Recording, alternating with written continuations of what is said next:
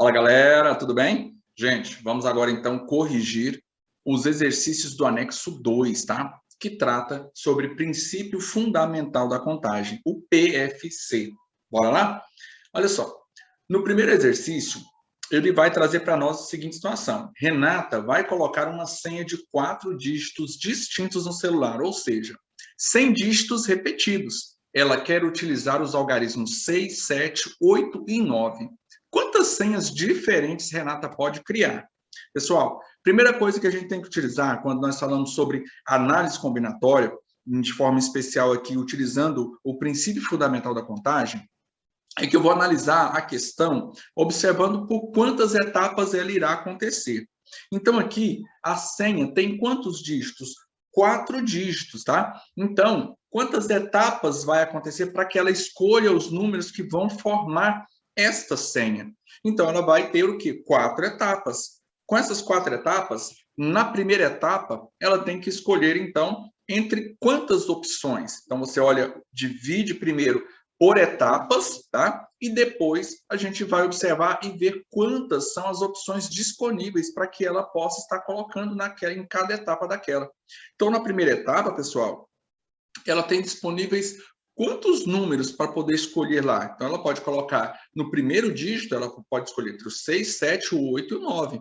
Então, a primeira parte dela, nesse caso, né, é o quê? Achar ela tem 4 dígitos disponíveis.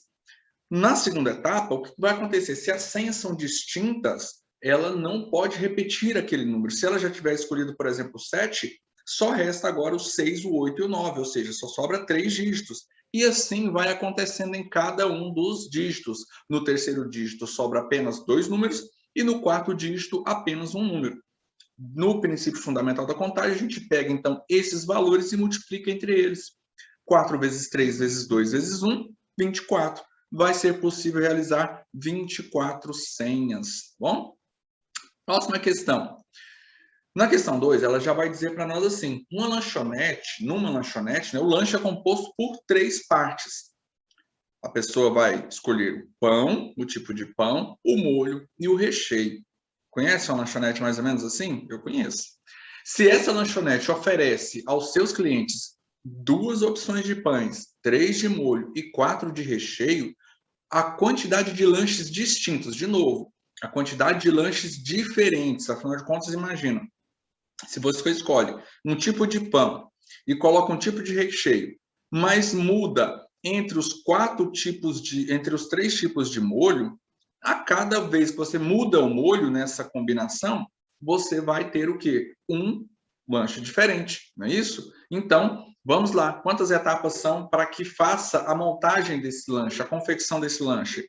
Primeira etapa, escolha do pão, segunda do molho e terceira do recheio. 3 etapas. Para o pão, são quantas as opções que tem de pão? Então, são, no caso aqui, o exercício fala que no pão ela tem 2 opções de pão, então 2 para o pão, 3 para o molho e 4 para o recheio. Com isso, montando então esses 3 padrões, né, nós teremos 2 vezes 3 vezes 4, que também dá 24. Então, são possíveis montar, né, 24 tipos de lanches distintos, diferentes.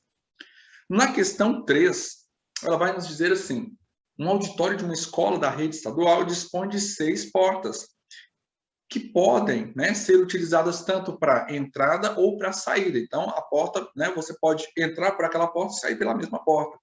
Mas aqui pergunta o seguinte, de quantos modos distintos um aluno se encontra fora do auditório e pode entrar e sair do mesmo, né, sair do auditório, utilizando como porta de saída uma porta diferente da que ele utilizou para a entrada. Então, ó, vamos pensar aqui.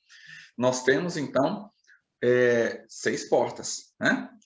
6 portas. Das 6 portas, para entrar, ele pode ter quantas opções?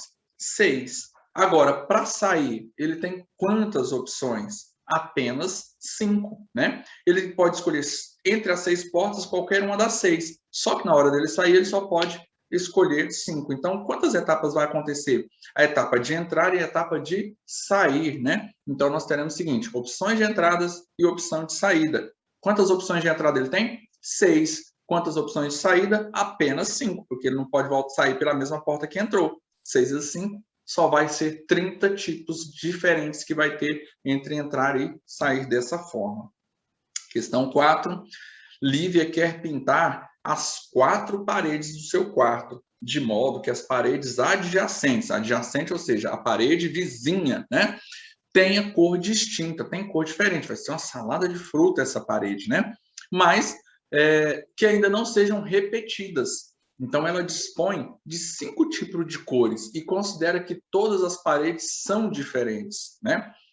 Considera que todas as paredes são diferentes. De quantas maneiras diferentes Lívia pode pintar o seu quarto?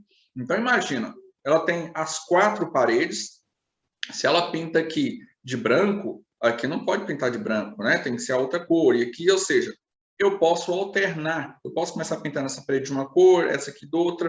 De quantas formas pode combinar, né, essa parede? Ela dispõe de 5 cores. Ela tem mais cores do que paredes para pintar.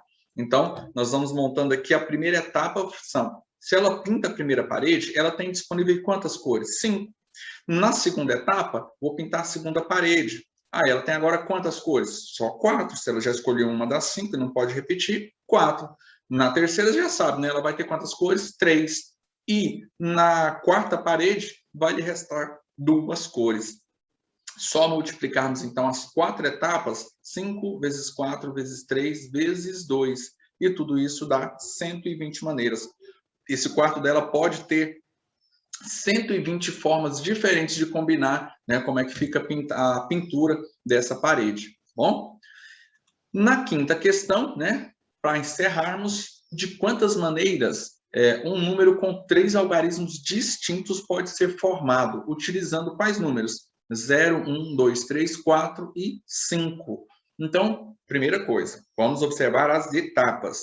Então, eu preciso compor um número com 3 algarismos. Então, eu tenho 3 etapas, né, galera?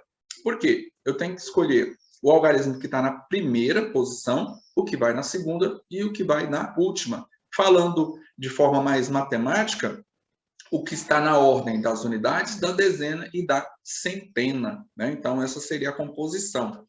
E aí, nós temos quantos números disponíveis para colocar isso aí, já que eles não podem se repetir. Olha, eles são distintos. Nós temos 6 números disponíveis.